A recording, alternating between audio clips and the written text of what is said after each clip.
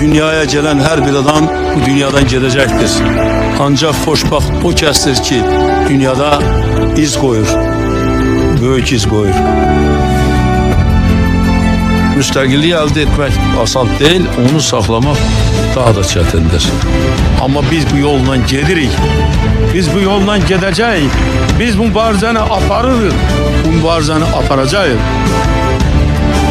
Benim özüm de, benim evlatlarım da müstakil Azerbaycan'ın yaşaması yolunda kurban olmaya hazırım.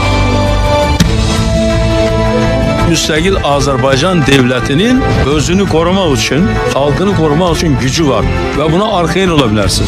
Ve ne kadar ki Azerbaycan'da Heydər Əliyev var, Azerbaycan'ın müstakilliği de var. Ama Heydər Əliyev'de çok olacak, arxeyin olacak.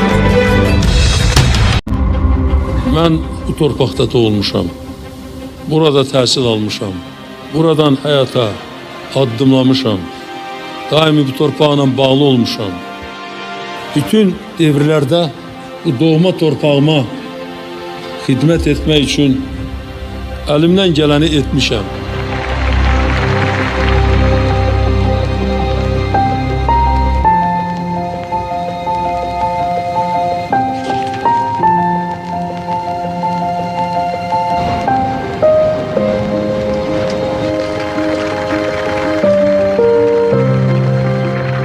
Böyük hayat yolu çeşmişəm, çok insanlar görmüşəm, çok büyük şahsiyetler görmüşəm.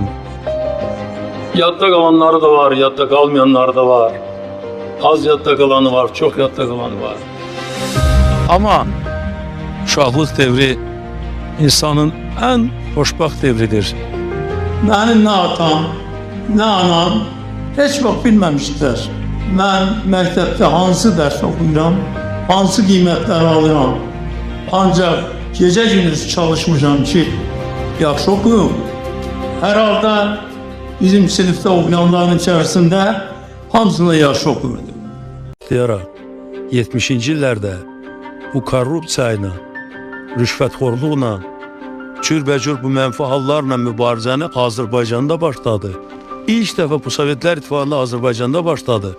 Biz bunun təşəbbüskarları olduq və bunun da nəticəsi olaraq mesela Dapros filmi yarandı.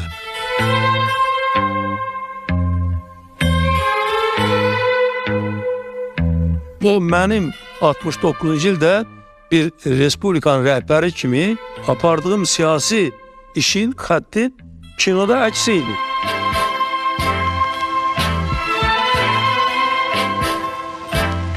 Yüksək mədəniyyətə malik olan xalq həmişə irəliyə gedəcək, həmişə yaşayacaq, həmişə inkişaf edəcəkdir. Hatırımdadır bir dəfə, indi Şəhriyar klubu adlanır. Bu klubda hansısa xaricdən gəlmiş bir müğənninin konserti vardı. Onda mən artıq Dövlət Təhlükəsizlik Komitəsinin sədri idim. Mən getmişdim konsertə. Rəşid də oradaydı, bir yerdə dinlədik. Sonra çıxdıq oradan, piyada gedirik. Dedim Rəşid gedək bir çay içək. Dedi çok memnuniyetle. Baktık bizim eve oturduk. Çay içtik, söhbət elədik. Birden nedense ben bundan soruştum ki sen ne için bu Rafi Hacev'in Azerbaycan mahnısını indiye kadar okumursun? O dedi nedense hiç düşünmemişim. Dedim o mahnını sen bilirsen. Dedi bilirim elbette. Zarife Hanım oturdu piyaninoda çaldı onu. Rəşid başladı bir balaca bunu okumaya. Ondan keçenden bir 10-15 gün sonra o bana telefon etti, dedi ki bu mahnı artık hazırdır. Özün kimi bu qarılıdır uca dağları, üstüne bir yaraşıqdır yaşıl bağları, bizimle bir başlamışdı gözəl çağları.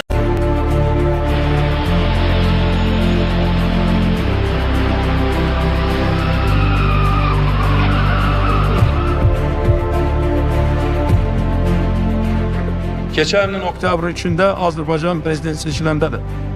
Oktyabr ayında, ayın 10'unda Kur'an'a el basarak Azerbaycan konstitusiyasına el basarak Azerbaycan xalqına and içəndədir. Demişəm ki, benim indi bir vəzifəm xalqa xidmət etmək, ömrümün bundan sonraki hissəsini ancaq və ancaq xalqın bu vəziyyətdən çıxmasına həsr etmək. Və bundan artıq mən özüm üçün şərəfli vəzifə bilmirəm.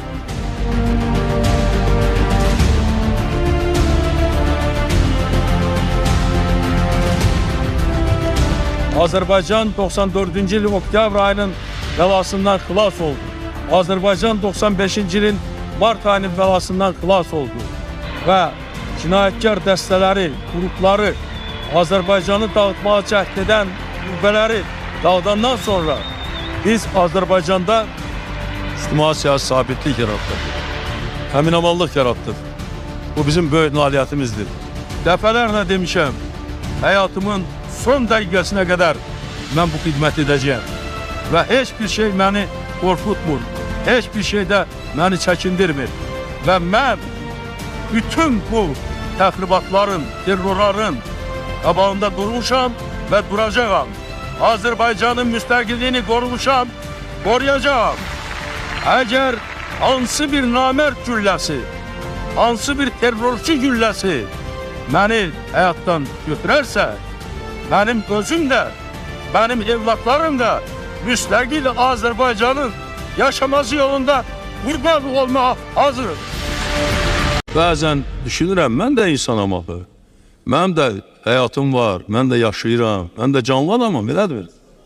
Mən bəzən düşünürəm ki, əcəba, bu nə cürədir bir belə, bu mənim həyatımda məni öldürmək istəyən də olubdur, məni nə bilim terror istəyən də olubdur, məni batırmaq istəyən də olubdur, filan olubdur. 87-ci ildə Moskvada böyük çaxnaşmalardan sonra mən istifaya gedəndən sonra mənim başıma nə balalar gəldi.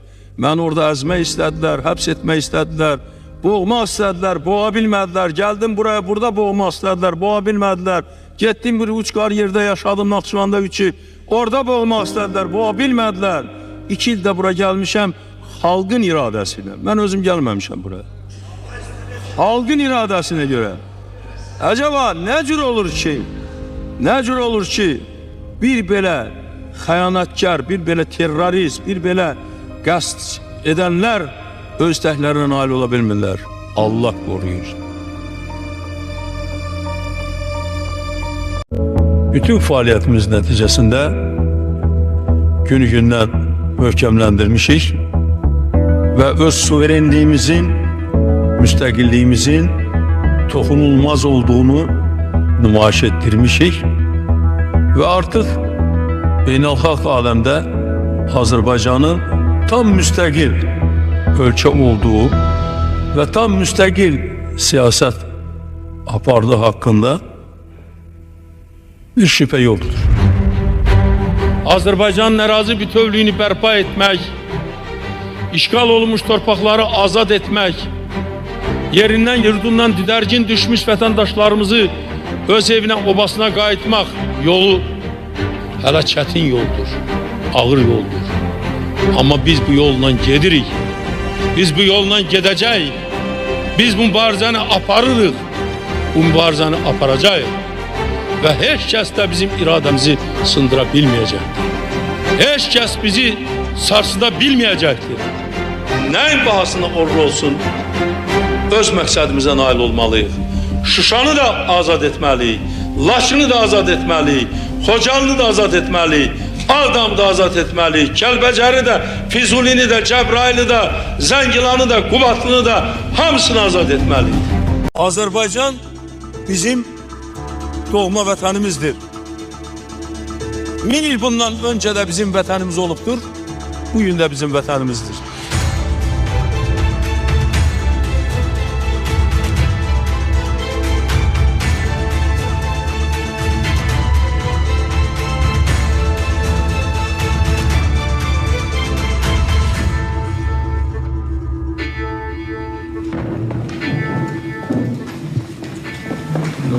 What is it there? This is a piece of tile from the mosque in Agdam. Bu Ağdamdakı məsciddən bir hissəsidir. It is small, Balaca bir hissəsidir. but it is very important because it is representative of what we wish to restore. Amma bu balaca olsa da bizim bərpa etmək arzusunda olduğumuz torpağın bir hissəsidir. I hope one day soon that the entire mosque will be back. Biz ümid edirik ki, bir gün gələcək, o böyük məscidin özü tamamilə geri qayıdacaq. Rebuilt and the people able to pray there. Və biz də onun bərpa olunmasında yardımcı olub, insanların orada dua etməsinə, şərait yaradılmasına nail olacaq. Çox. Thank you very much.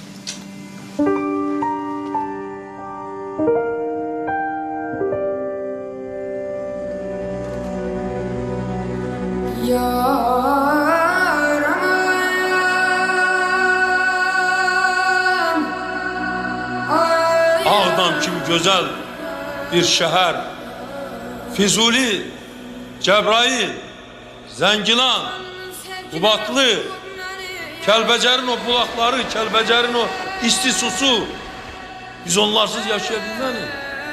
Heç vaxt biz Laçınsız yaşaya bilmərik.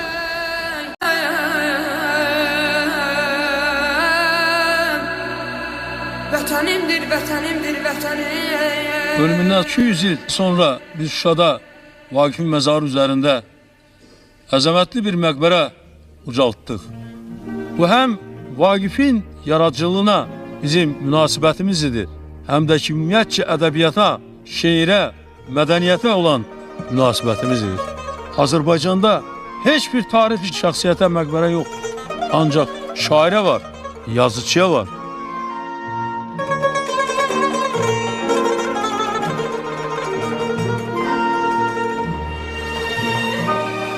Şuşada Üzeyir Hacıbəyevin də heykəli qoyulmuşdur. Orada bir Üzeyir Hacıbəyevin yox, böyük sənətkarımız Bülbülün də heykəli qoyulmuşdur. Böyük şəxsiyyət Natavanın da heykəli qoyulmuşdur.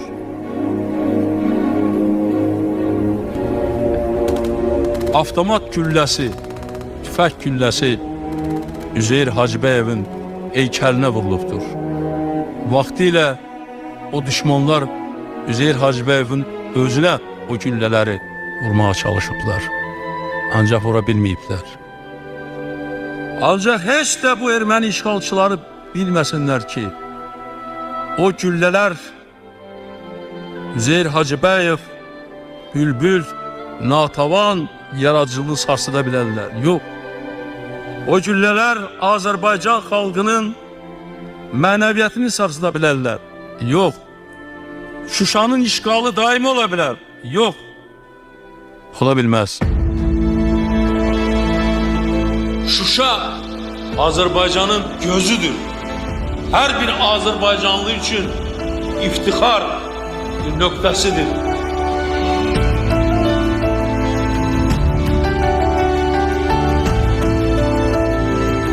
Şuşa bizim mədəniyyətimizin, tariximizin rəmzidir. Şuşa hamı üçün əzizdir. Şuşanı görmək, Şuşaya qayıtmaq bu təkrar olunmaz bir hisdir. Xoşbəxt adamam ki, ata vəsiyyətini yerinə yetirdi. Şuşanı azad etdi.